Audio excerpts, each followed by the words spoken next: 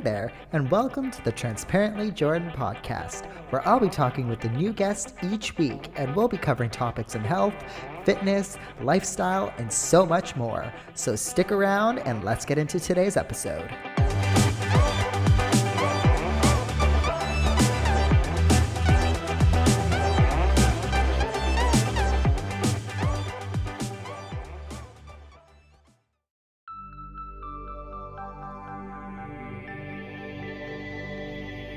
This is Radiant Voices Media.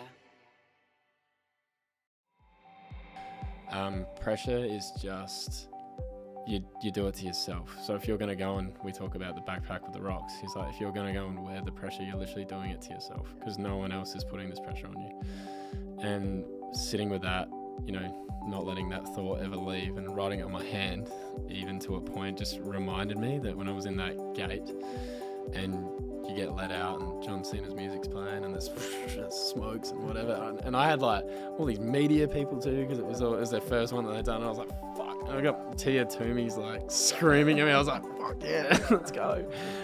It was sick, so I just enjoyed that and soaked it in, which was cool. Hello, everybody. Welcome to another episode, and Happy New Year. I know in the last episode, I think I was a bit ahead of the game. I think it was the 31st of December. But now it's official. It's the new year. Hope you all had a wonderful new year. You weren't too naughty. I personally, like I was saying in the last episode, I don't really celebrate New Year's Eve. I was in bed by I think 10 that night. I let myself stay up an extra hour. But yeah, I personally, this is just myself, the last probably 5-6 years, I rather wake up feeling fresh and have a wonderful first day of the year. I am the type of person that even if I drink or even if I'm hungover, I'll still get what I need to get done. I'll still go for my run. I'll still go to the gym. I'll still do all this, but then feel shit, and it'll just be kind of a waste of sessions and time, in my opinion. So yeah, I went to bed at 10 o'clock. I woke up the next morning, went for a good run, and had a wonderful day. And I hope you all have had a wonderful day. I am not going to really talk much at the beginning of this episode because I want to get into today's content. It is a great episode. I think you all will take away plenty from it. Of course, all of my episodes, you know, whether you are a male, whether you are a female listener, I think everybody can always take away something from these episodes. If it's a topic on, I don't know, if it's a topic and it's titled and it sounds a bit more feminine versus a bit more masculine, I think even the boys can get something from it. If a title is a bit too masculine for the girls, I think you can still get something from it. So this one is a good episode. I am talking with Beau, who is Adelaide-based.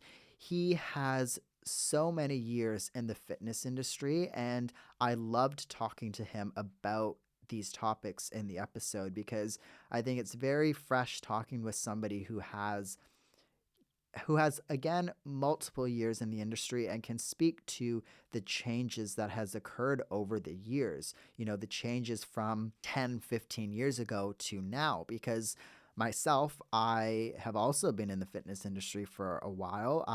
Before I was a physio, I started as a personal trainer. I think I got my cert when I was 18 years old, and I myself have seen massive changes. I, of course, did CrossFit I started that 10 years ago. I run marathons now, triathlons, and things have changed for me as well. And just things change constantly. And we talk about those changes. We talk about HYROX. We talk about Beau's exposure to the fitness industry, owning a gym, closing a gym. There is some very good goodies in this episode. So without further ado, let's get into today's episode. I feel super professional right now. Yeah. Well, welcome to the podcast. Thanks again for coming on. Thank you. But yeah, no, I thought again, I thought it'd be good to have you on because you've had, like you were saying, 15 years experience in the fitness industry. Maybe tell the listeners a little bit about yourself and where it all started for you. Cool. Thank you so much for having me.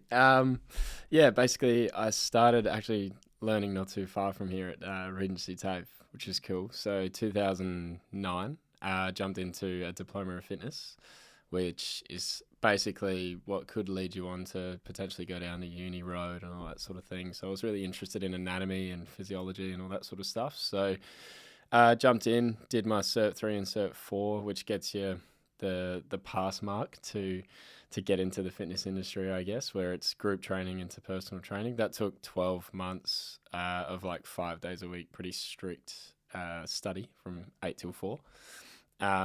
Which now you can get out of a 12-week little course that they pump out online, which is hectic. So the knowledge I took from that led me on to the diploma of fitness, and yeah, kind of, I guess, got me into the industry itself. I probably had a different pathway where a lot of people that come out once they've got their Cert 3 and 4 jump straight in and get to work straight away, and I really stayed away from that. And I still worked, but I did other things to keep the money coming in, and I didn't rush into being a PT. My dad was literally like, you're not going to make it, like, as a trainer. And there was no like point behind what he was saying. He just said, you're going to run your own business, you got to potentially pay some rent, you got to fund everything yourself. And yeah, he was pretty worried about me actually going out and having a crack at this whole fitness thing, and couldn't see how you can make a career out of it. But 15 years later, it's been good to educate him on things that have popped up along the way. So it's been pretty cool. But yeah, a long list of job titles, I guess you would say, from personal trainer, gym instructor, or gym instructor first, fitness first, which half the people wouldn't even know about, which is now a good life. From fitness first, it was Anytime Fitness. I was there for about 7 years, ended up luckily landing with a family group that had 15 studios statewide. So pretty cool to go from just being in one little studio to quickly advancing to being a manager of the 15 for the PTs. Because at the time, Anytime Fitness didn't have a PT manager with the family of studios that I worked for. So I kind of created this job role myself and was like, I think I know what I'm doing. So learning on the go.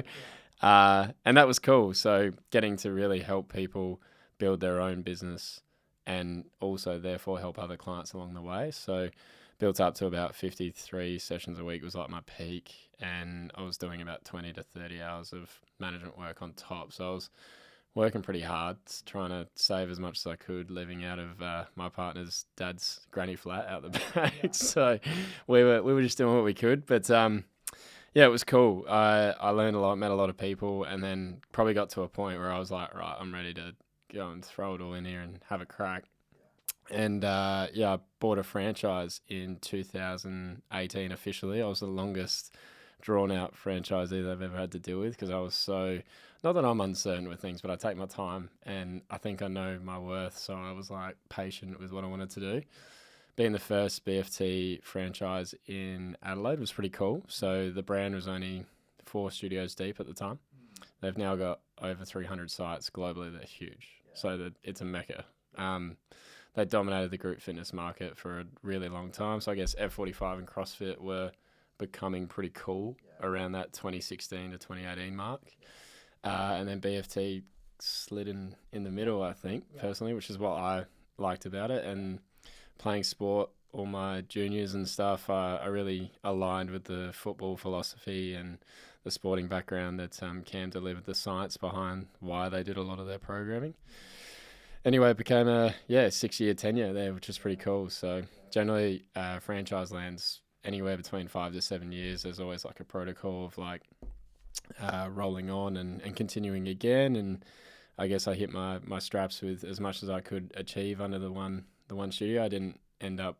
I think what most people would want to do is branch out and potentially own a couple and step away, and that never really happened for me. So I was still working pretty much as the full-time manager up until the day that it closed. So we shut in September this year. So yeah, doing some PT along the side there as well, working with kids with disabilities, and sort of fell into that, I guess, along the 6 years. So part of my diploma study was working with kids with disabilities and special needs. So I had that background of seeing that there's another gap in the market there that, again, it's just not really offered. I know with NDIS, they fund a lot of physio and EP and that sort of stuff. But PT's just like, not that it's frowned upon, but it's just not, I guess, promoted. And it takes, I guess, a special trainer to really see what the client would really need, because there's needs of everyday people, let alone people with special needs and conditions that you have to work around with, you know, autism with the music that they have to listen to, or with cerebral palsy where they can't just jump into a piece of equipment that's there. You have to modify and tweak and tune things to suit them. So that's been pretty cool to do that for the last 6 or 7 years as well. All around just fitness enthusiast. So that's led me to my current position of working out of V2 Fit down in Kenttown, and I've been there since September, and running some hybrid classes. They've got hybrid and a train model, so helping lead the programming with that and being a part of a pretty big, they've got around 24, 25 staff, I think, so it's pretty cool to be across a family studio sort of operation, going from franchise to family owned. It's a big change up, so it's been cool. Yeah, well, sounds like it was a lot, and exactly why I wanted to have you on here, because you've had a big journey, and I think I'm always interested what things were like in the past for people versus now. And you brought up some interesting points. The first thing, your dad saying, and a bit hesitant in you starting this career, because when this all started, I'm assuming things were a lot different. Before I became a physio, I was a PT as well, and the landscape was a lot different than it is now. Even now with it being congested, like, things are changing always. So from the time that you started versus, when you opened your BFT practice, how did you see the years and the practice kind of changing? How did the world kind of evolve over those time frames? It's been wild, I guess, being a part of it for so long. Yeah, thinking back to 2009 when it was very 24/7 was like new, and that's kind of weird to think about now. Like, no one had heard of a 24/7 studio. They had clubs that were managed and ran by staff that would work till 9, and then they'd clock off and go home. And if you needed to train between the hours of 9 p.m. and 6 a.m., it was kind of like bad luck.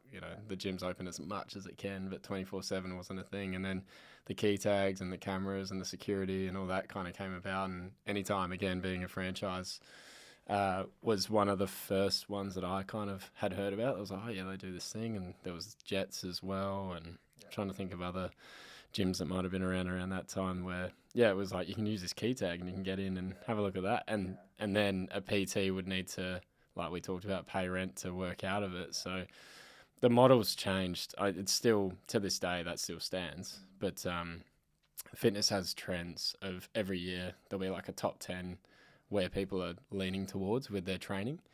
And I think back to the studies that I used to do back in 2016 to 2018 when I was really delving into what was cool and what wasn't, that you could see that the top 10 really led towards group training. So prior to that, I think going back to 2009, when I was sitting in the chair going, do I want to be a PT? Do I want to be in this game? Do I want to manage a club? That's all that really was around. Group training was kind of just like Les Mills and spin classes was what group training was.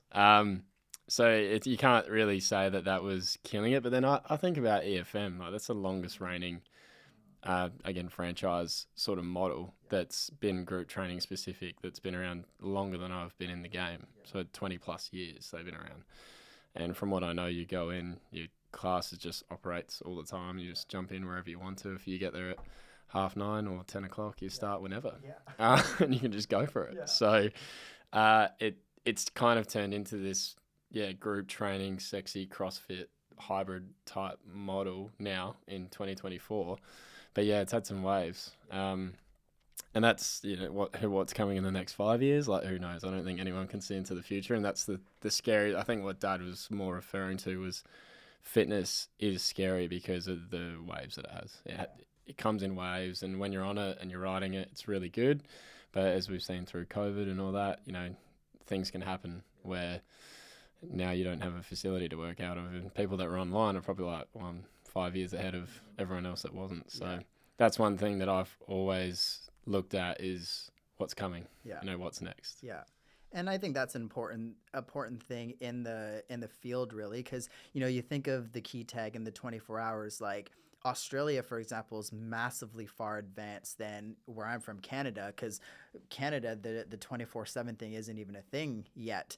We do have Anytime, and we do have a few of the smaller kind of gyms that have those are operating that way. But the Good Lives and the bigger gyms in Canada aren't really there yet. So it's always interested seeing. I'm always interested in seeing kind of the differences, different worlds and different countries and things like that. But I guess when you were, opening your, BFit, and you were kind of getting into that space, because even at that time frame, like CrossFit was probably just starting, and like you were saying, there was F45, and there wasn't as many really competitors that there are now. Now there seems to be on every corner, like the Yard and this and that. And so what was the space like then, and kind of how did you maneuver around, let's say, CrossFit, around the global gym, around kind of that side of things? Because you kind of have to look at things a bit differently, and you kind of have to separate yourself from those spaces. Yeah. And to any trainers that are listening, I hope they do the same. I really looked at what are my traits, what am I really good at, what do I not even want to do? It's like, what am I really good at? And it was controlling a room. I didn't want to be a group instructor for whatever reason. I think it's what we're taught, but because Cert 3 is less than Cert 4, I saw that as less than. But there are some of the best trainers that I've ever seen would only be Cert 3 qualified. Sorry, and I think that's something that hopefully I can wipe out from this conversation that we have, is that it's not just because you've got a uni degree behind you doesn't mean you're better than or smarter than someone that just has a diploma. It's just that's your level of study that you get to, and then the amount of groundwork that you do and the work that you do. I think you would have learnt more from doing your physio practice, actually being in it, than what you would have learnt from sitting at a desk with a pen and paper. So, I actually remember really clearly being like, oh, fuck, I could never deal with a bunch of people. But I was drawn to standing under the spotlight, being the guy that everyone looks at, like taking spin classes, and I was doing step, body pump and all that sort of stuff out of Fitness First and Good Life. And I actually really enjoyed that. And I think I found a niche in being able to make a lot of people in the room feel like they were seen. And that's what a PT should be doing for their clients, is making them feel like they're number one. So if your trainer's scrolling their phone while they're while you're training them, or doing any of that, then you're probably with the wrong one. But that was what I think, or hopefully I can pass on to anyone that's kind of getting into it, that you might be in a PT position, you might be doing 20 sessions a week, and you're going, yeah, I'm really enjoying this, but don't just stop, like continue to evolve. And the way that I wanted to evolve through my PT career was, how many people can I help? How can I expand my width of how far can my arms go? So that was servicing more people at once. And I grew a quick love for not just the business side of it, but also the ability to see that so many people are alike in what they want to achieve. And we only have so many hours in a day that you can then therefore give yourself. So there was no point being, booked out doing 50 sessions and being utterly exhausted, to the point where the person that gets me at number 53 is getting a diluted version of what I'd like to deliver. And I'm sure a lot of people get like that when they get busy. It's hard to manage and maintain everything. And being a trainer isn't just a trainer. You're not just writing a program and delivering a service. You're also a counsellor, and you've got to be caring, and there's a relationship involved. And, it's a lot deeper than just come in, pay money, train, leave. And it can be that simple. And to be honest with you, they're the ones that probably don't stick around the longest as far as the client game goes. The ones that are stickier, the ones that you really can see why they're with you. And it might be that it starts with losing weight or building muscle, but it ends up being you just get them and you understand them. And I've, for some reason, had that ability in a large group of people. So, the model back then, that wasn't, F45. It only just kind of popped its head up, and that turned into a global juggernaut. CrossFit was intimidating for me, which was weird because I was quite, I did a lot of bodybuilding, never, not proper body, but I never stepped on stage. But I did a lot of the bro split. Yeah. So chest, back, never did legs, arms, that sort of stuff. And I was really interested in just the people that would attract. I was like, all right, you can kind of sculpt the body in a way. Like, I really love that style of training for a really long time. But if I think to what my cardiovascular would have been, it was like I would really struggle to play out a game of footy back then, which was actually where my love was. So I continued to get pulled back by sports. So a big thing that this whole thing will lead to is that community drives stuff that makes people sticky and that makes you keep coming back. So I didn't stay at any time because I knew everyone under the roof, because there was nearly 1,000 members. Like, you can't know everyone. And these smaller boutique gyms, we talked about them, so BFTs, F45s, Revels, the Yards, they're a community where there's 200 to 300 people and you know everyone's face. And the only thing is you don't know when they train, but you see the same people when you train all the time. So, I guess that kind of attracted me to be able to service people under a large roof, to, again, deliver a service that was hopefully of a better quality and standard than what they were used to. Yeah.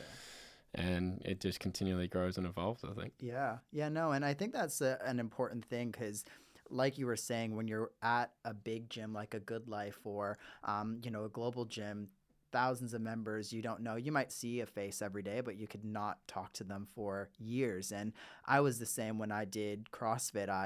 That was kind of the first time that I started training, and just the community, I think, drives people in as well. And people kind of need the coach that has that spirit and has that knowledge and has that, I guess, vibe to it, because it draws people in and it helps kind of create a good community, a good atmosphere. A lot of people are just in there for the hour, every day, and then go home and get on to life, but there are those few that the community is part of their life, and there's events after, and I always loved going out for coffees and this and that with my like co-gym peeps and all of that, the 6 a.m. crew. So I think like it's quite important. And you were saying something earlier that I thought was quite good as well. And some of the best trainers are, Cert 3 or group trainers, because I think you need to be able to manage multiple people. And that has this skill that, you don't necessarily get. You need to be quite strategic with how you're watching everybody, how, who you're paying attention, who you can maybe let kind of loose a little bit more. And that's a skill that maybe Cert 4 or one-on-one trainers don't necessarily pick up. So for you, how did that kind of evolve? Like, how did you get from, let's say, one-on-ones to a group? Did you find that a bit difficult in the beginning? Yeah, I think I always talk about my first ever PT session. Was I think I was at 24 fit at this time. So this was kind of around when I was dipping my toe into the water of, or I'm actually that's why I didn't even mention it in my job critique, because I think I lasted 3 months. I my first client was a free consult. I got up at 6 a.m. I got her to sit on a fit ball. It was the first thing I did. So I don't even think I warmed her up. I just got her on a fit ball to do some sit-ups, and she would have been in her 60s. And I hope she's not listening. The ball shot out from underneath her, and she like hit the floor, and I was just like, my heart just sunk, because I was 19 or 20 at the time. And I just clearly made her feel so uncomfortable in this really big setting. And it honestly broke me. Like, I was like, I'm no good at this. Like, I think she walked out of the consult, so she maybe stayed for 10 minutes. She left it early to go on with her day and whatever. Didn't speak after, and clearly didn't buy continual sessions with me. But I guess that made me double down on, like, I did get really down on myself, and I do to this day still beat myself up about any little thing that happens.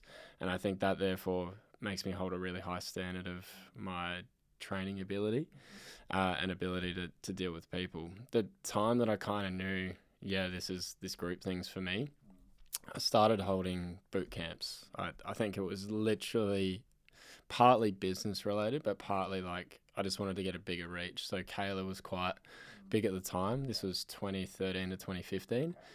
Kayla had come out with her bikini body boot camps, and there was no males being present that I saw. And again, looking for gaps in the market always, I was like, this whole boot camp idea is great. Like, I think it's amazing that you get a group of people together, they all come, they create this community. They do it weekly, monthly, whatever. So I just threw a once a month boot camp thing. I think I got like 40 people. And it blew me away because I was like, I know 40 people. Like, wow, they're all coming here to train. And it was all body weight. I had no equipment. I was in a park. And yeah, that kind of lit this spark in me where I was like, there's something in this. And I did it for as long as I could until the weather dictated things. And then you have to pivot. So I went from being in a park to renting out an OSH. And the OSH ended up being where my partner like got a job, randomly. So we were at a primary school doing some, little group sessions, again, once a month, and all the little things that come up with that around how much do you charge. And I had a DJ and there was a photographer, and it was costing me money to run these things. I had to charge for the service fee. And again, the session itself didn't even become the reason why I did it. Like the workout was something I would write up in the hour spare that I had the day before. I create a workout and then I'd go, I scrunch it up and then I go again. Like, that's just me. So I say an hour, it probably took me 3 days. But I guess I found a real love for being able to spread the same message over a large group of people. Again, still giving them the quality of movement, the range that they could get to, still going around correcting technique. You talked about having eyes in the back of your head was when I kind of clicked that I was like, I've got it. And you have to be self-aware enough to know what to look for with that. So the greatest thing I used to teach the coaches that I had work for me was, your ability to be deep in convo, correcting someone's deadlift, on the ground, knees dirty. Yeah. But then see Susan over in the corner, but Susan, give me 10 cows or something, if that was the workout. But to be able to have that ability to correct, coach, and monitor lots of people at once, I felt like I had it. But I definitely didn't at the start. So you learn it. Yeah, it's probably a skill that, comes on the job and comes every day. You pick up these tools, and I'm the same as a physio, just like you were saying before, you learn so much more out on the field and out on the floor than you do from a book or from when you're studying this. But through those years that you've owned that gym, how did the space evolve, and how did you kind of evolve over those years? Yeah, I definitely worked out that I don't like being told what to do. So I signed a franchise agreement knowing I'm going to be a part of a really big community. And a big thing was freedom within a framework to, not everything's going to work everywhere or for everyone. So I kind of went in with open eyes and open arms to being like, I've got this really robust, good setup that I can hopefully mold trainers. Like I said to you, I think when I signed on, I was like, I'm going to have 10 of these. With brands, it's tricky because even if you don't like a certain color of something, like a color of what's in the branding model, it's too bad. Like, that's who you're barracking for. They're your team's colors. You have to wear them. So it's like footy clubs in a way. And I thought I'd be all right with that stuff. I guess it was just something I learnt as I got older that I was like, maybe I'm not cut from that cloth of, I couldn't wear blue shorts and I couldn't do that sort of stuff. And they're all things that are so simple that are like, just do what you're supposed to do. It's simple. But having one person step out of line affects the entire network. So I really started to see that you have to buy into that, and did over my time, like learnt my ways, would do something stupid like wear blue shorts in a video and then like get clipped and be like, don't do that again. And I'm like that. I don't like upsetting people. So I'm a very people pleaser. Wanted to be one of the better gyms that were operating. It's like, I don't just want to be a part of one of 300. I wanted to be in the top percent. So early days, like definitely led the way in that. I think we were one of the fastest clubs to grow to 100 members, like especially being outside of Victoria because it was from a Victorian brand, which was cool. But going back to what you said, how did I guess adjust with that and see it pivot? The brand needed to constantly adapt and adjust, and there were so many things that I didn't have to worry about because they did it for you. So being someone who's I like control and I like being in charge, to then getting told like, this is what you're doing. It was really interesting to see that change, and I had to change along with it. If I didn't have them going through COVID, like Cam, who's the CEO and the big dog, we're on a phone call the day that it got announced, like everything's shutting down. And I remember being like, I'm in a 5-year lease. I was 2 or 3 years in at the time. We were like, Like we are in big strife here. We got lots of money due, and I'm sure everyone was in the same position. There were so many services that were like, this is cut. You can no longer charge the amount of money that you're charging. So we were probably roughly pulling in anywhere from, 50K a month, potentially on a good month. And that was just suddenly, you're done now. And you've still got all the bills, but you got no money coming in. It was like, fuck. And Cam quickly got us on a Zoom. When I say us, it was like 200 and something people that all own gyms. Some had 6. And in Victoria, I've got mates where the rent's like 130, 150K. It's worse over there. So we had it pretty good considering. And he was just like, we're going online. This is what we're doing. He had an email all drafted. He had, the pivot to the BFTTU, it was called. So the members had access to the workouts that we were doing, body weight related. But within the click of a finger, we had a process to pivot to. And you just think, thank God I've got that. Like there were so many gyms, and I know a lot of independents that were open where they had to shut and they had to take immediate action to try to get online. And it was, everyone's doing Zoom workouts and people are getting together on their FaceTime, doing getting whatever CrossFit workout you get off like screenshot. And I think now every scroll I've got like a different workout popping up in my feed. I'm like, it's just created this weird movement.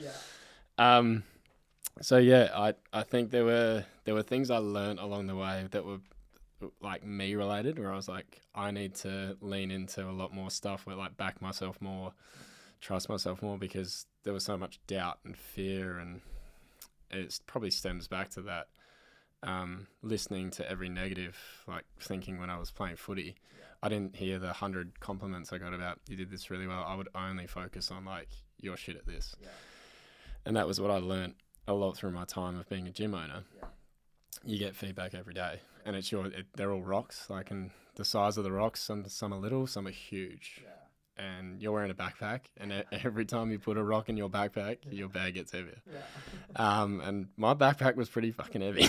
So I think that made me resilient. Like, in order to continually, you can't just not have feedback. You have to get told your shit.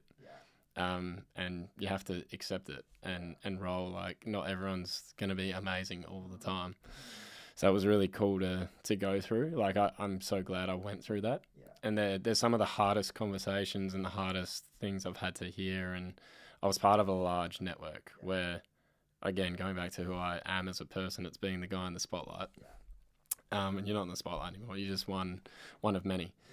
And I wanted to continually impress and show, like, look how good, but it didn't matter. Like, it was more about the delivery that I was giving to the clients. None of that other stuff mattered. And that external validation I was chasing, it's just all stuff we'll probably open up a lot deeper on. But it was a crazy journey, crazy experience. And like, I'd do it again in a heartbeat. That's the craziest thing. Yeah. And I think that's a very common theme for people like yourself in your position, even people like myself in, let's say, the physio world or doctors or whatnot. I think that validation from wherever it comes from is a very common thing. And, you try not to get that validation, but it's something that just kind of comes with the job as well. And you kind of need to have, in a sense, or you don't need to have that mindset, but a lot of people in the space have that mindset. And it's kind of hard to think of ways to differentiate yourself and kind of break up, that mindset from, like you were saying, the client and just creating a good space and creating a good product. But I'm always interested in where kind of that comes from, Deeper root. Exactly. Yeah.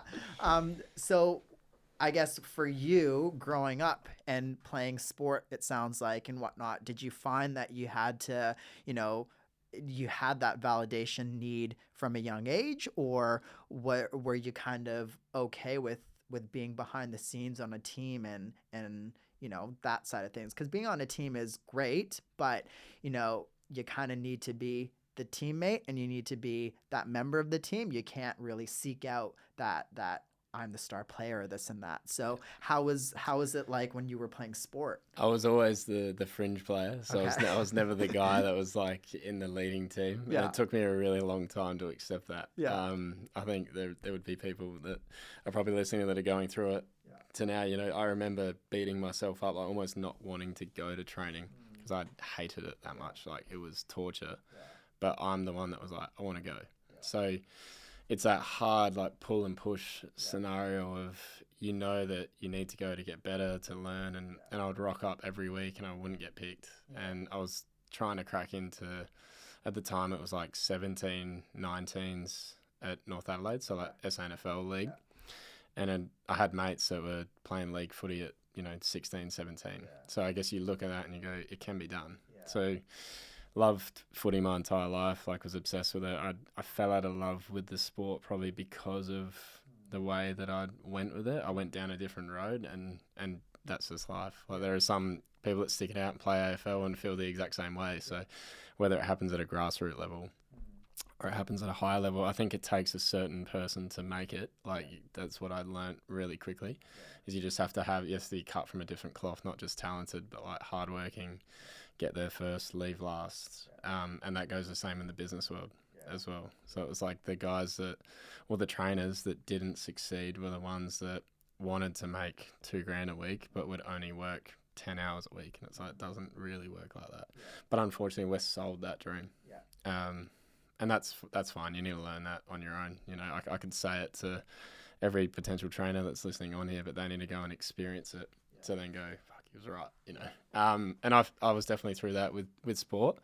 I probably always lent into that community aspect of being a part of a team, and still remember days when, you'd play in a team and you'd get a game, but then you'd sit on the bench for most of it, and that was never fun. I think every kid had those days where you have enough of them and you just don't want to go back. So yeah, living at all of that stuff, it probably did happen that you never really actually addressed that.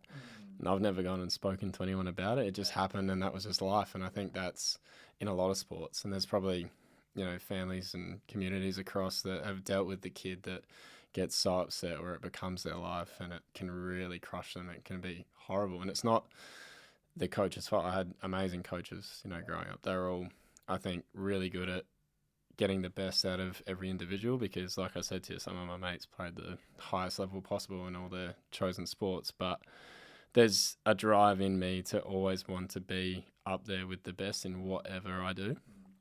And not having that was frustrating, especially as a young kid.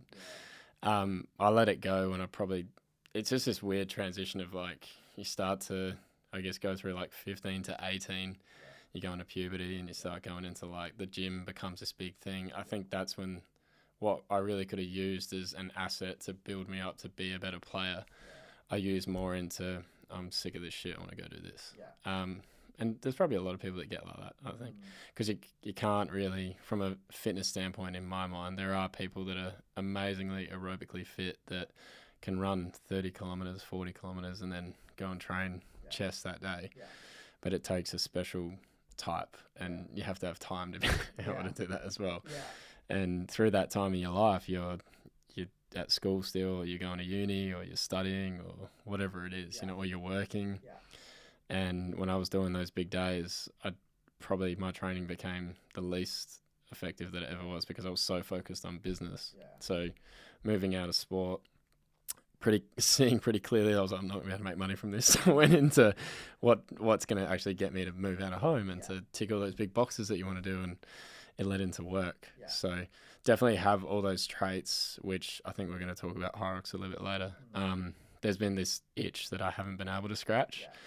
And I've been looking for that thing for a really long time, and I think I'm finding it, which is cool. Yeah, it comes with time, and I guess, like, when you are in the position that you are in now, you do need to have this sense of confidence as well, I think. It's quite important, and you kind of need to not necessarily fake it until you make it, but a lot of the times it is. For you, how do you think the confidence came to be a personal trainer, and to be group fitness and trainer, and even with your NDAS work and whatnot, you need to have a sort of sense of confidence. And exactly, right? And even if you don't know your shit, you need to pretend like you do, then go home and focus on that shit, and then know it for next time. So was this confidence something that you learned through sport when you were younger? Was it through the training? When do you think it all started? I think it's through failures, weirdly. Like, I found I learned the most, and you learn the quickest when you fuck up. Yeah. So there's not like a certain time that sticks out. I think I've always had a really confident delivery because I back myself in the work that I'll do to get to that point. So if I'm going to deliver knowledge on a subject, I don't just go, I listen to a podcast or I watch the reel and this is what it is. Like I listen, dissolve it, research, find studies, and then not all research is, bulletproof either. So it's like practice yourself. I'll never give someone something I haven't done. So I think the work that you do probably just builds you this bulletproof armor that you then can go and wear. So the reason why I can stand in front of 50, we had 50 people turn up to our Christmas Eve throwdown that we did. It's just a workout. And I sat there and it's probably proof in what I just said. I sat there for so long umming and ahhing over this workout. I've done it a million times where you've done that particular style of training or that workout or that methodology and you still doubt yourself. So if you're still in that boat, I guess, where you're like, is this going to hit? That's when you can feel it. And I guess you need to have that armor on. You need to be strong, believe in yourself and go, yep, this is a workout. This is going to work. You're all going to move. It's going to move in this way. Don't fuck it up. And sometimes it doesn't, and they're the ones where you go, all right, next time I won't do that. That's when I've been able to learn the most. But a personal trainer needs to be personal. So everything that you're doing, like the training stuff was really easy for me, like spending 6 months on anatomy. Like you said, it's in a book and you learn where everything in the body is and how it moves and getting really in tune with, even if there was something that didn't relate to my goal, I would still go and do it. And I don't think a lot of other students at that time were doing it. Out of my class of 40, 3 of us that I know of are still in the game. One actually just stopped last week. So she'd been doing it for 16, 17 years, like a little bit longer than me, in the PT space. And I think about that and I go, like 3 out of 40 are lasting. That's a really small percent of students that actually go on to do something with their qualification. Most get it. It's knowledge for them. They learnt about it and they go and work at Coles or Woolies or wherever they went after that, and that's fine. It's not for everyone, but I wanted to use the tools that I'd learned. So I went and practiced it. And then from the practice, you learn, all right, this is how this works and this is what this feels like. It's not just, I saw my favorite Instagram celebrity and they were doing it this way, so that works. Like, go and do it yourself. See what it feels like. How did the bar feel? Where did your elbows need to be? What did you do that way? That's the stuff that I did. That's an important thing because, you touch on something interesting, how 3 people out of the 40 are still in the game, and I think that's a common thing in multiple fields. I know physio, I think the dropout rate in physio is 7 years. After 7 years, that's when, and we learned this in uni actually, I think they're trying to educate physios or newer physios a little bit more, because apparently 7 years, that's when people give up the trade, and that's around the time that I'm now as an allied health professional, and I can see the reasons why and why not people continue to go on and people kind of give it up. And a lot of it is maybe not evolving, not staying with the trends, but also not evolving themselves on a personal level and on a, I guess, educational level. But with you touched on something earlier as well with COVID and how it kind of created this new space, and online training is such a massive thing these days. And it seems like every trainer is moving to an online scheme right now. And I guess it's something that I'm interested in because it looks like that's the new wave that people are moving to. But with that being said, there's still all of these new gyms that are popping up. So I guess, how, in your opinion, what's the online space kind of look like for you? And I guess, like, how do you guys try and keep up with the times in that regard? Yeah, it really interests me actually, because again, it goes back to how many people can you reach? And these days everyone's online and everyone has a phone. But everyone is craving connection and the attention of being in a room and going and having their stuff ready to go, having their equipment. I hear it nearly every day where it's like, I just don't know if I could do this by myself. And it really interests me. I don't again know enough about it to therefore speak about it to go, this is how it is. But yeah, you're exactly right that every person that I know has a model that's leading towards that way. And a big reason why I haven't gone that way yet is because when I do it, I want it to be like, yep, it's not just a little like dip my toe in and try. It's like, this is a product that you can, have that's online. And I have no doubt that a lot of models will probably pivot towards that way. Whether they're franchise or whether they're little boutique studios, whether they're trainers themselves or just people that are building an influence and hopefully educating others, it'll be their way that they like doing stuff. Yeah. So I guess my only caution to buyers is know that that's a way to do it. It's not the way. Yeah. I definitely don't like cut and shut. This is it. This is the thing. And HYROX at the moment is one thing that I can talk about, where I've done 4 now. Yeah. So therefore I've gone and raced 4 times and I'm not out slinging HYROX programs yet. But I think people train to do one and then go bang, buy my program. And it's like bodybuilding. Yeah. Train for a comp, do a comp, get great. And therefore there's a belief that then you have this, I can deliver this now, and you get this confidence and this power we talked about earlier. Yeah. So you times that by how many people there are in Australia, let alone overseas and everywhere else. It's mental, and I think that's why it happens. Yeah. Gyms go back to community. So community, the online community and being in person and going and getting a coffee, which you talked about earlier, it's very different. Yeah. You don't want to be like, I bet you there are people that have bought online programs that are a part of a community for these people, and then they just go, well, I'm just another cog. I'm one of 500 that you have where we're all on the same thing. And then that doesn't mean that they're probably going to stay around too long within that network if that's how they feel. So therefore they need to get another 1 to 2 to 3 people to come in, and the circle just keeps growing. Yeah. And if you have that over a period of time, that's where that kind of evolves to. James Smith's a really interesting one that I look at, where his model, he talks about it really openly, and he now trains people for their business. He's like, I'm not even a personal trainer anymore. I think that's pretty crazy that he's just pivoted to online, seen another gap in the market of like, well, people need help in running their businesses. It's hectic. Yeah. Like to go from training someone in a park to now he's like a millionaire probably. The other side of the world, and he travels a lot, and I think there are it's a lifestyle thing. Yeah.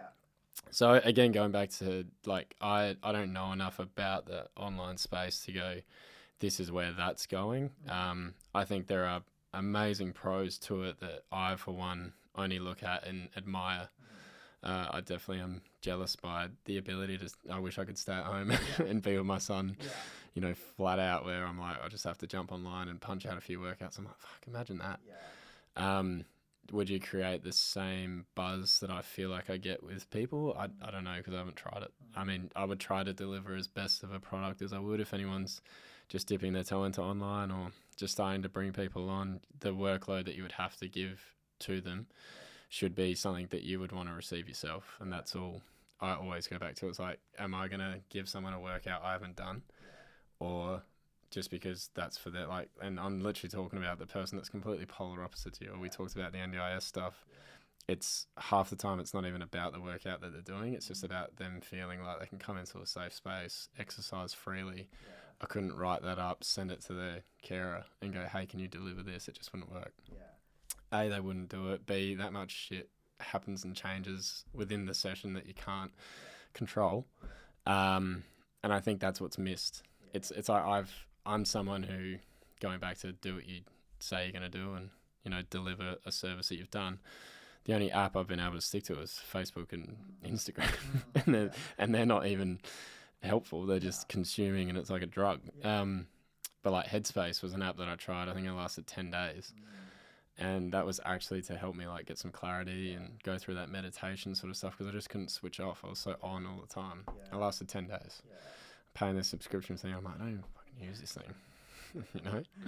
So if you're going to be on an app and you're going to be on a workout plan, make sure you're getting the most out of it.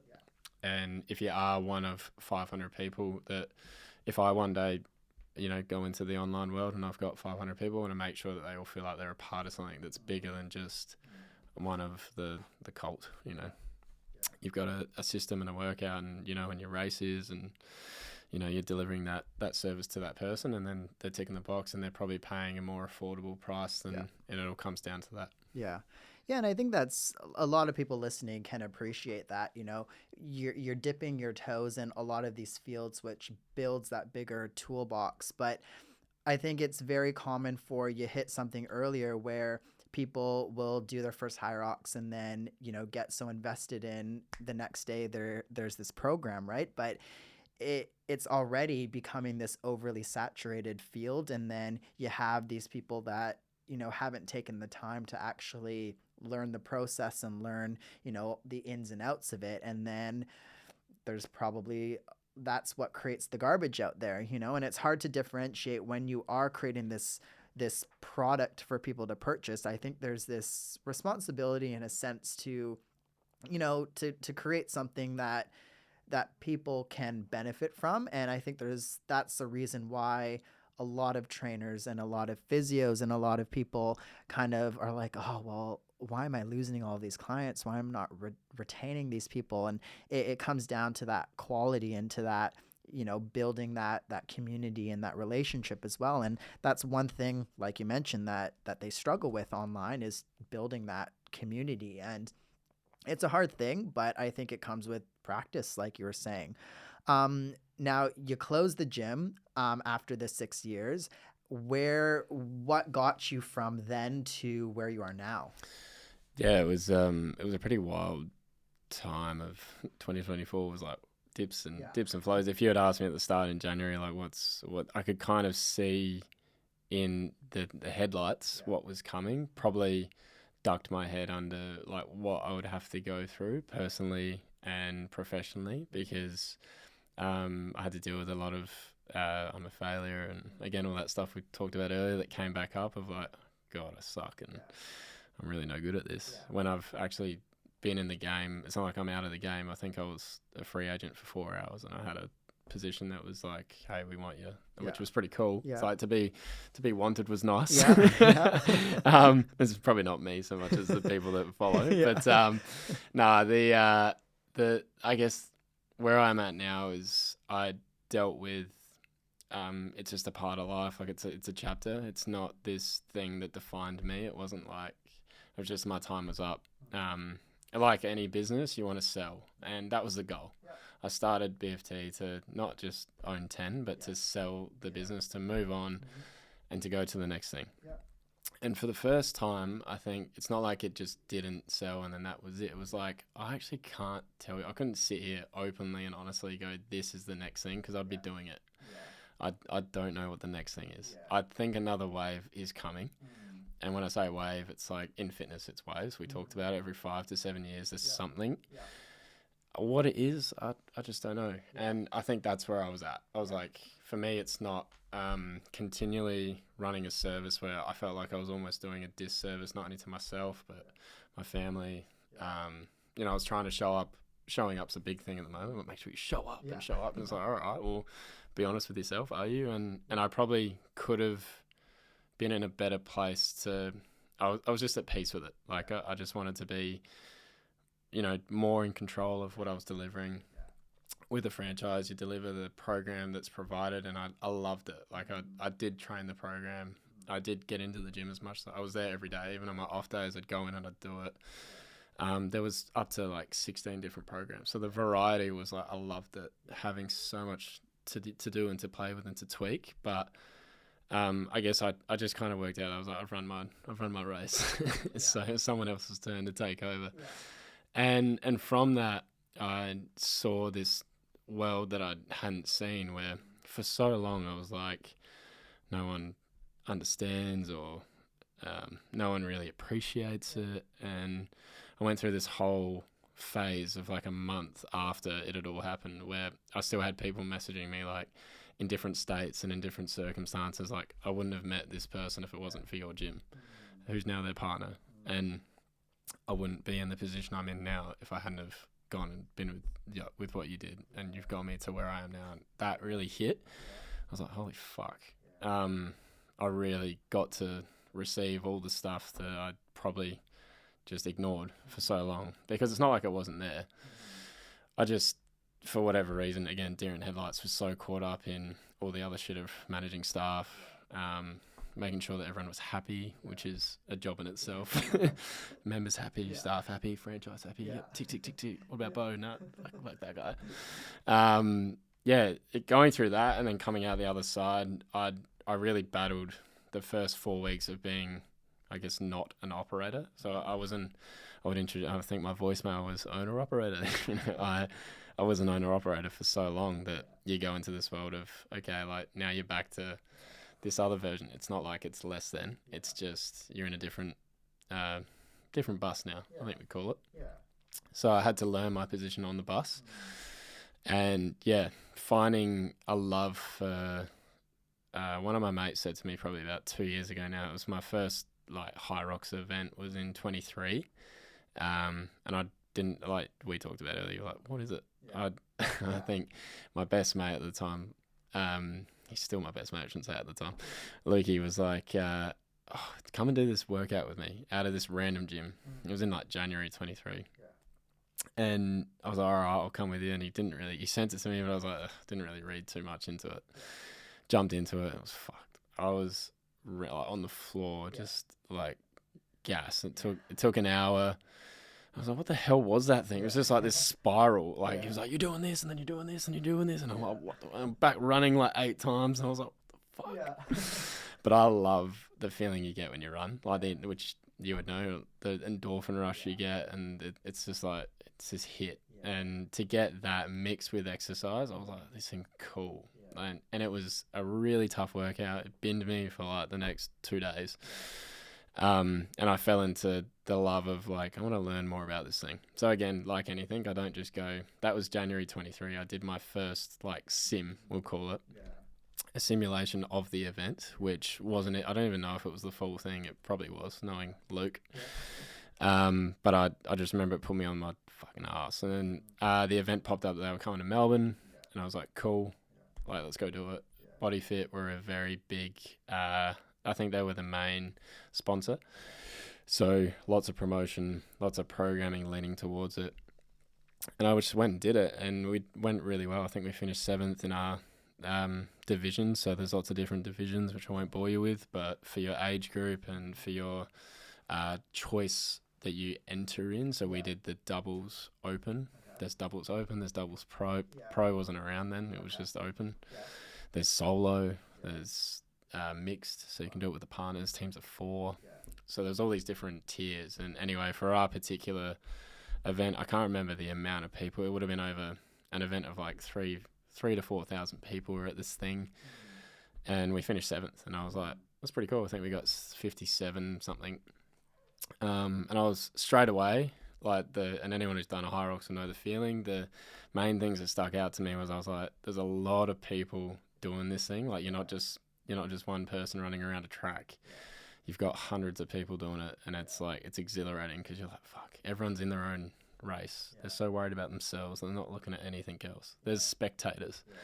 Goes back to footy, like being part of a team and having people watch, and I was like, this is cool, that spotlight, awesome.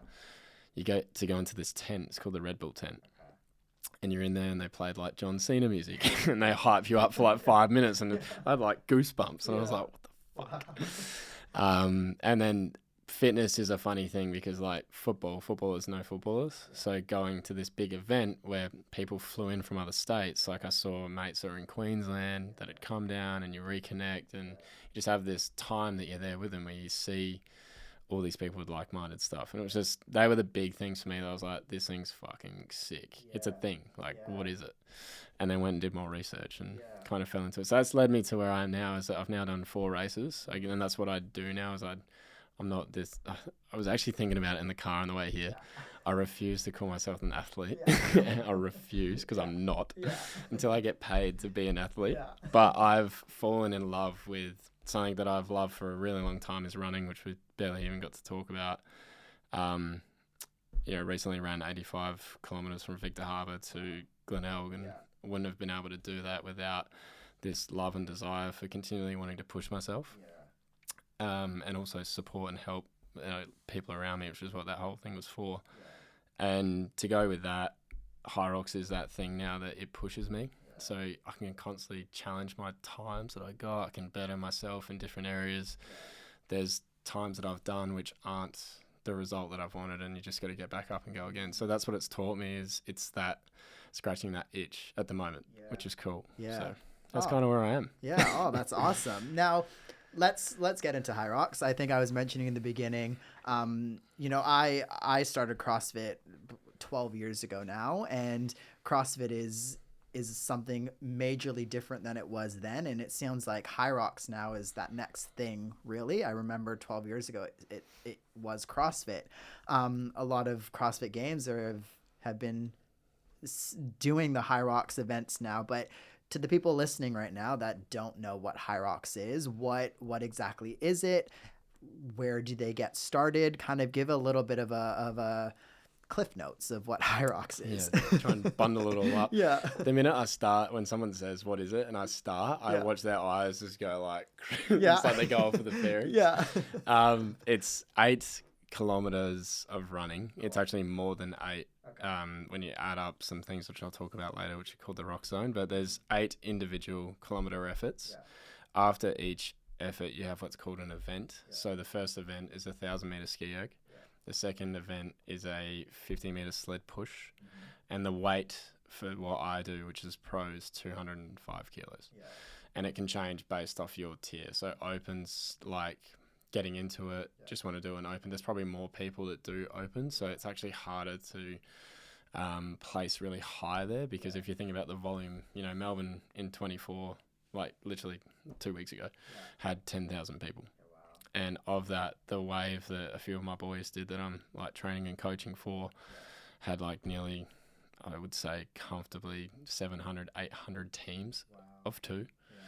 There's a lot of people running around track. So they're very well organised. It's a very well organised event. That's the first thing I tell people. It's there's nothing competing with it, because you're 5 years behind. After you do the sled push, it's a sled pull with a lighter weight. So ours is 150. Again, tiers change. But 150 sled pull for 50 meters. You then do 80 meters of burpee broad jumps. In between all these, you're running a kilometer, like sprinting, not running. After you do the burpees, you have 1,000-meter row. After you do the row, you do farmer's carry, 200 meters. After the 200-meter farmer's carry, you do 200-meter walking lunges. After that, you do 100 wall balls. And the lunge weight, again, goes 10, 20, 30 based on your tier. And the wall ball weight goes, I think it's 6 and 9, roughly around there.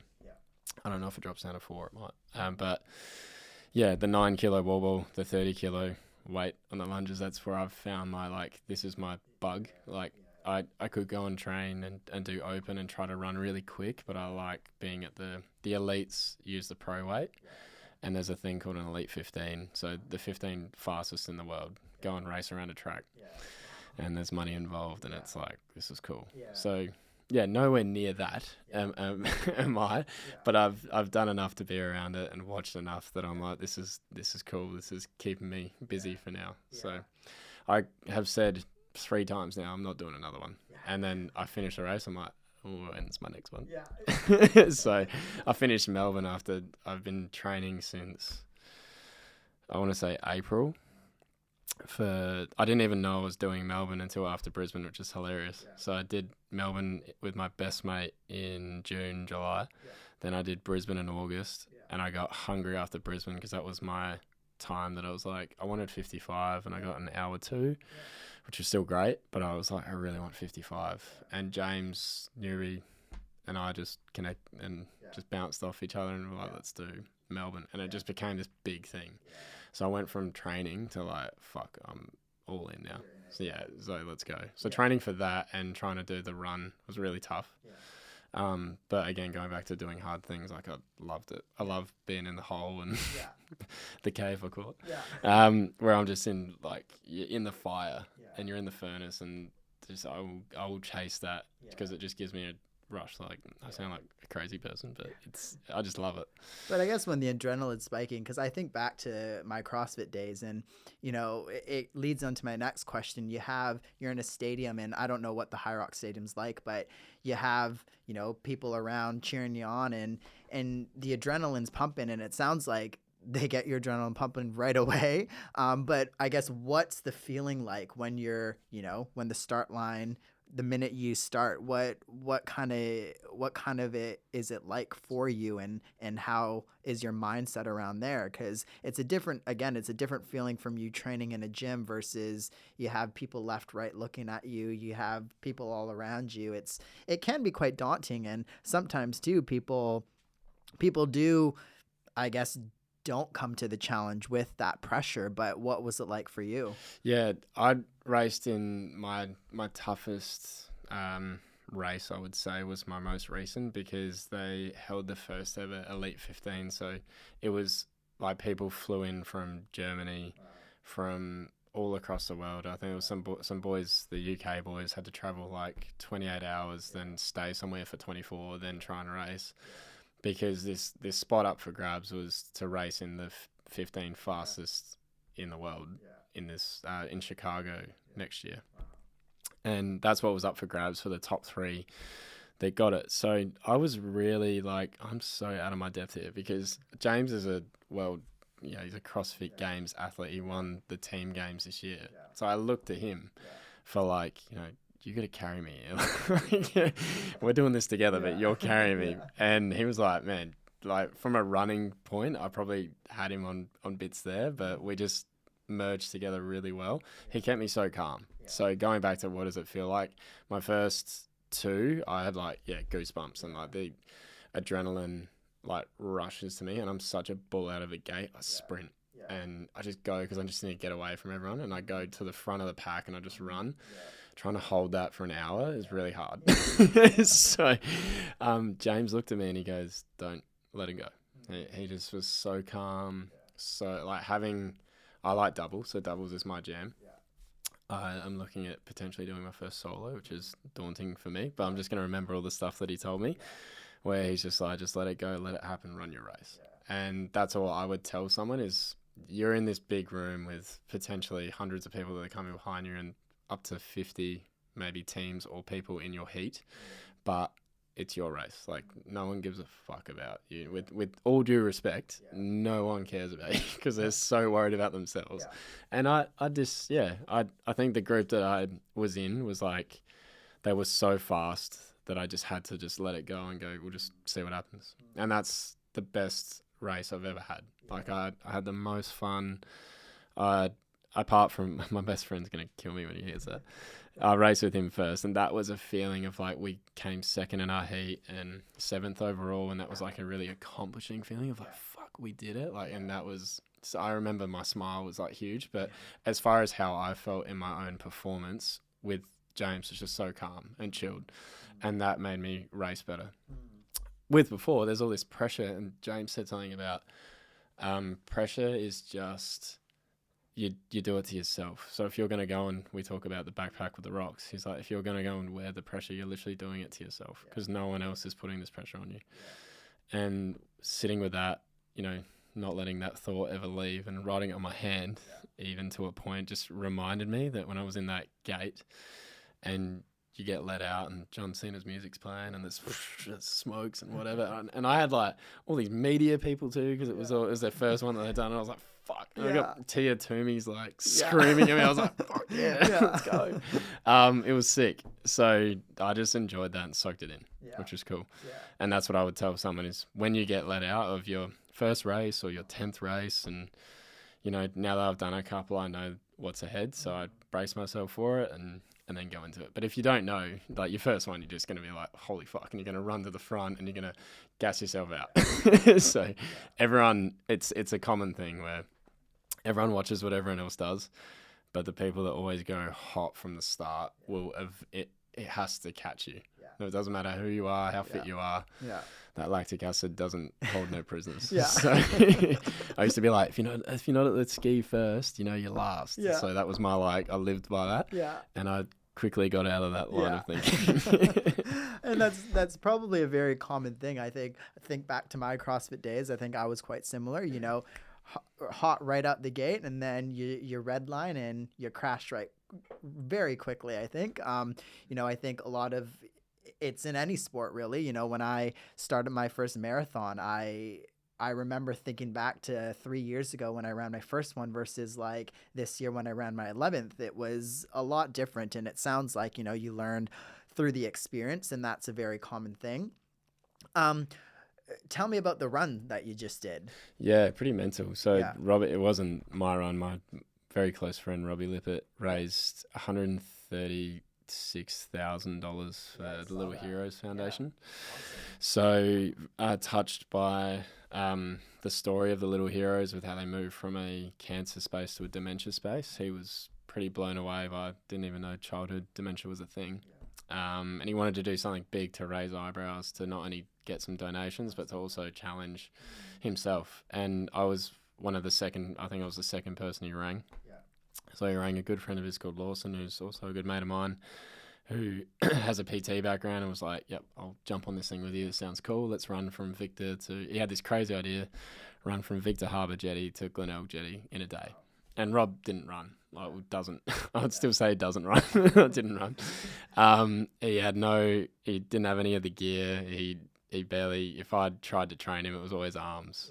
So he would say that I was his PT. He saw me on and off for the better half of 5 years, and it was a buys and tries sort of day, or it's nothing. Never did legs. It was just gifted with these amazing tree trunks that he's got.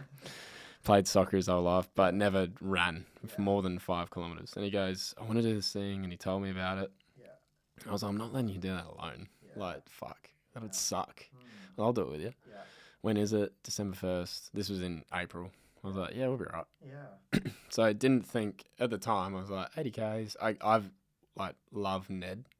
So watching all of Ned's stuff, seeing a lot of the crazy mental things he did, not only to his body but for raising awareness. I was like, this is cool to be a part of something. It grew from me, Lawson and Rob to there were 5 of us, and then it went from 5 to 12, and the 12 of us boys that ended up running are so close now. It's hectic. So we just did a podcast last week, I think, together, rehashing all the shit that went down over the 12-hour period. But it was an experience. It was one that I finished, and I think I was jumping across the finish line, and I look back at that video and I go, how the fuck was I bounding up in the air? I was so happy for Rob. I was just jumping so high for him because it was pretty hectic. Some of the hills that we had to tackle, and I wouldn't have done it not being with them. It goes back to who you're around. That we all just looked at each other and it was like, we're getting this done. And every stop that we had, so we had to stop at 23 Ks in, 30 Ks in, 45 Ks in. Every stop we picked up more people. So it started with 12, grew to 20, went to 40. There was one stop where we picked up 30 people. So you got 70 people running on a main road, and you're not going to be the one to stop. So he amazes. As one of his closest friends, he blows my mind what that boy did. So to just be a part of it felt really special. To raise that much money to a foundation that is close to home. My auntie's a part of the research team with the Little Heroes, so I only knew that from learning. She was like, that's my work. I was like, fuck, I had no idea. Wow. So to know that goes towards helping funding and meeting kids along the way. There's Renee, who the Little Heroes have been able to introduce us to, who has 3 kids that have got childhood dementia. And seeing that is heartbreaking. And there's nothing that we would have gone through on that day that compares to what they have to do day to day. So we just continued to live by that. And the run was a cool thing that was kind of like this big flashy firework that went off to go, they're doing something cool, but it wasn't the point. The point was it wasn't just 80 grand. I was like, Rob, how the fuck are you going to raise 80 grand? And he raised 130. Wow. So, yeah. Mental. Congratulations to all of you guys, because that's crazy. Amazing. Yeah. For, again, it's amazing enough to run the 80K, but to raise that and to bring awareness to that, I think is, like you're saying, the main point, and congrats for doing all of that. But, my next question is, I get asked this a lot, and I'm sure you do as well, especially in the field that you are. I think it's quite common for people who you are training or who are around you all the time to ask you, how do you do it all? You know, how do you fit it in? How do you do this and that? How do you train yourself? So, for you yourself, how do you train on top of, you know, training others and on top of doing all of this extra stuff that you are having to do? How do you train for a HYROX? How do you, you know, fit your family in? And I know you have a, you know, a small one at home as well. So, A little you know, little mini me. yeah. So how are you kind of strategically doing it all? Yeah, it's a lot. You have to sacrifice something. Because I think if people tell you that they've got it all, they're probably bullshitting out their nose. Yeah, there's the whole thing about where do you get the motivation, you know, where do you find it? And I'm sure you hear it all the time with your runs as well. It's like, where do you find the time? And you don't find the time, you know, you make it. So priorities are a big thing. So if it's a non-negotiable, then it's just like brushing your teeth. It should be the thing that you put forward. So I just worked out that I think I said to you when I walked in here, I say yes a lot. So I'm someone who's constantly doesn't say no, and I love a challenge. So I love challenging myself. So if it's getting up at 4, it's working, slotting in a quick hour workout. So today it was 10:30, fit it in. I just make time, and I don't allow myself to not do that. Ned talked a lot in his podcast about he only gave himself 3 warm showers, I think, in his latest adventure, which is hectic. And he just said if he can do that when he gets to the day, nothing's going to stop him, no matter how broken he was. And I love that. Like, I think that it should be, if you're going to say you're going to do something, you do it. So I love saying I'm going to do a HYROX because then I go, I'm going to do it. So I know the next one's in March, and I talked earlier that every time I talk myself out of it, I'm not doing another one. That was hectic. And then I go for like a day, and I'm like, I just get this like, I got to do it. So there's, motivation's this thing that you make up in your head that you think if you don't have it, it gives you an excuse. So I try to find limited excuses. Even I had a really bad heart scare this year, which was probably the biggest wake-up call for me. So I ended up in the Calvary for 5 days where I had inflammation around my heart. So every time my heart was beating, it was sending like a stabbing pain to my front and back of my body. And for someone who's quite fit, I couldn't walk 100 meters. Being incapacitated to walk, I was scared. I scared the living shit out of me. And I think I brought the average age down to the Calvary down to about 80. I think it was in the 90s, but I pulled it back a little bit. So the nurses were like, what the fuck are you doing here? And yeah, it was pretty hectic. They did a lot of test observations. And that was what it was watching me, because they were like, we don't know what's going on. You're so fit. You're so healthy. I was like, thank you. But I was also like, but tell me why. Like, I can't go back to the level that I was training at to just go back to that. Really scared me. And I've had a lot of friends that have had not just similar things, but like stuff happen to them that's like, Beau, don't fuck this up. Like, if you go back too quick, if you go back too hard, you're not only going to be out for a little bit, you'll be out for a long time. And it was really scary. So I learned the hard way that, I think I tried to run one of the first days I got out, and I got absolutely sprayed just by a lot of people around me. I just copped it. And they didn't get that I'm not doing it to show off. Like, I'm not doing it to put online and go, look at me, I'm running. I needed it. Like, I was like, I need to feel sweat, my heartbeat, for it not to hurt, to know, I'm about to race in 2 months. Can I actually get to that threshold again? Because what I do is threshold training. So it's like, get to your point, pull away. That's all I was doing. I wasn't being stupid. But yeah, it's a wake up, because when it's taken away from you, that's going back to answering your question. It's like, I love that I've got the ability to do it. So because I've got the ability, I won't let anything get in the way. And there's times, there's events, there's a big thing's alcohol. Like, I used to drink heaps. I've actually steered so far away from wanting to be anything near it because I notice that it affects me. Just even wanting, I'll still train. I've got like that mindset, well, if I drink, I'll get up and I'll do something the next day, almost as a punishment, which isn't healthy. But I'm like, why don't do that? Don't do that, and then that won't happen. So remove that. If there's something in front of you that's stopping you from doing it, it doesn't matter what Corby wants to do. Whatever he wants, I will do it with him. If a workout's in the way of me doing something with him, then the workout goes. So it's not just like the workout wins all the time. If he wants to go ride his bike, fucking the run can wait. I'll do the run at midnight. I don't care.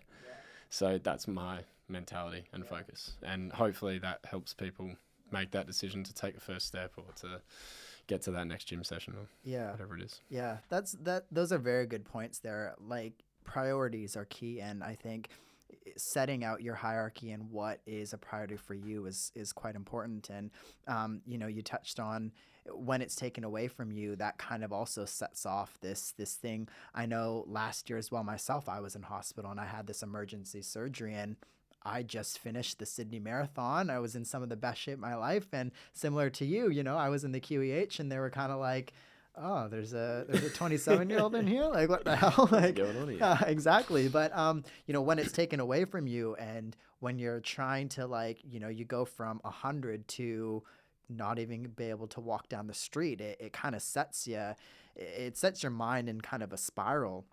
So I appreciate that. But I know off camera in the beginning, you were talking about how you follow a lot from the UK and kind of the fitness space around there, but maybe give us a couple, like one or two myths out there that you have to always chat about, with clients or online or whomever, really. And yeah, what are some myths that you constantly need to debunk? Constantly, I guess the myths that are huge that people jump on are stuff in fitness is sexy, so things that sell. So can you build muscle and burn body fat at the same time? There'll be a new program or a new supplement or a new workout or a new model that says we can do both. And from not only just a nutrition standpoint, but from which way are you getting pulled? You're getting pulled from two different ways. You're getting pulled left and right. If you're trying to build muscle, you need to be in a calorie surplus. So you need to be eating more than what your body requires. And you need to be lifting weights, really stressing the muscle to fatigue and to exhaustion to the point of creating little micro tears, which you then eat and refuel, replenish, and grow that lean muscle tissue. Being that you're trying to also lose body fat, you need to be in a deficit and you need to be increasing your movement ability. So everything that you shouldn't be doing if you're trying to get more muscle, you need to be doing over here. So that's what I get about, you get pulled from two different ways. And I'm not going to sit here and say you can and you can't, but it's like, you do the maths. It's like you have to lean towards one or the other. It might be 60-40 and that's fine. Then you are still trying to dip your toe into both, but you're still probably leaning more towards the one that means more to you. So the biggest thing I get asked is, can I build muscle and can I lose fat at the same time? And my answer is always, well, which way do you want to get pulled first? Because go that way first and then do the other one after, instead of trying to do two things at once. When you're juggling, it's a lot easier when you've got two balls instead of three. So it's the process of really fine-tune what you want and go with that. So that's the first one. A lot of females that I train really worried about getting bulky. I hate that. I could go on. I don't like, I got taught, if you've got nothing nice to say, don't say it. So I just hate that myth that there's this thought process and I don't want to get too jacked. It's like, I've been trying to get jacked for fucking 15 years and it's still not working. I was just going to say, I've been in the gym since I was 18 and I can still and then I'm like, I know, still all skin and bones, people. And everything else. But no, lifting weights is only going to do you better in the long haul. When you're 80 and you're walking around, you can still pick up your grandkids or whatever it is. You're going to be thankful that you went and did that strength training when you were younger. You get a rush from cardio that you don't get with weight training. So I get why cardio is this big Raz word at the moment where it's like, oh, the feeling you get. But strength training is the GOAT and will always be the base. It's a foundation for everything else that's on top. Your cardio stuff should come second after that. So that was the next thing. Surprisingly, I get a lot of, I guess, myths more around, the thing I get asked the most is, we talked about it heaps. It's like, what's next? So it's not even a myth. It's just like, everyone's looking for the secret thing. And like, or what's the secret pill? You know, that's the magic thing. And we all know there is none. The secret pill is one of lots of sleep and rest and all the boring shit that you don't probably want me to tell you, and you're not going to listen to me anyway. So it's good sleep, it's good hydration, it's a strength training protocol, whether that's 3 times a week or once a week. It's something where you're straining, lean muscle, whether it's body weight, it doesn't even have to be resistance based.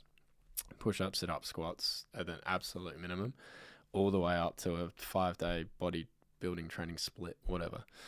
20 minutes of cardiovascular a day, just for good heart health and lung function. Forget the fact that you might lose weight from it, potentially, but it's, if you're going to actually improve your inside anatomy, you need to be doing at least 20 minutes a day to improve that. And that could be a brisk walk up a hill. It doesn't have to be an intense effort. And then consistency. And you have all of that. You've got all the ingredients to make a pretty good meal, and hopefully sticking to it is that just falls part into the consistency thing. It's like, do that every day until you can't do it. Yeah. Pretty much. Yeah. Sweet. Now, Beau, a segment that we have here on the podcast before I let you go today is something called the Vulnerability Corner. Now, I have in front of me one of 5 questions, or 5 questions here. I'm going to get you to pick number 1 through 5, any number there. I'll read out the question and you can answer it however you want, really. Take it however you want. It's, it's your question. You can go whichever direction you need. Cool. I love the number 3. 3. So I'll go with that. So number 3 is, what is a personal quality of which you most are ashamed of? A personal quality I'm most ashamed of. I think I talked a little bit about the people pleasing. Yeah. My ability to please everyone is something that it's like, I tell people they shouldn't be doing it, but I don't actually practice it enough for myself. So the ability to always want to be liked, the ability to want to be the star of the show and the thing at the front with the spotlight. There's a part in me, it's a quality that I wish I could be more true to and just love myself more. So it comes from a sense of not really enjoying who I am for whatever reason. And that might be because I feel like I haven't been a good dad, when really I would have everyone around me being like, you're an amazing dad. So there's things that I do to myself that I wish I didn't do. Kind of like self-sabotage. So the quality that I have would be that I constantly self-sabotage. Like, I would give myself Chinese burns all the time. And therefore I'm trying to do all these things to please others, to get some sort of gratification, when it's like, just love yourself. So if I could talk to younger Beau, I always say, the question I get a lot is, if you could talk to your younger self, what would you say? It's like, just love yourself more and be proud of who you are. Because I still, 33 years on, go through days where I'm like, fuck, I just wish I could believe in myself more and love myself more and not need anyone else to do it. Like, do it for myself, and stop doing these self-sabotaging things, whether it's thoughts in your head or whether it's, when I used to go out and get blind all the time and get drunk and whatever, it's like, you don't need that. Yeah.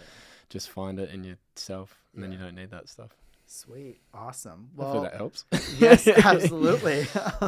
Thank you so much for coming on and for chatting about all of that. I think that was very informative, and I think people are going to take away a lot from all of that. But where can people find you, Beau? Jump on Instagram at Beau Williamson, or come and visit me at V2 Fit Kentown. Well, awesome. I'll put that in the show notes, everyone, so check all that out. But yeah, thanks again.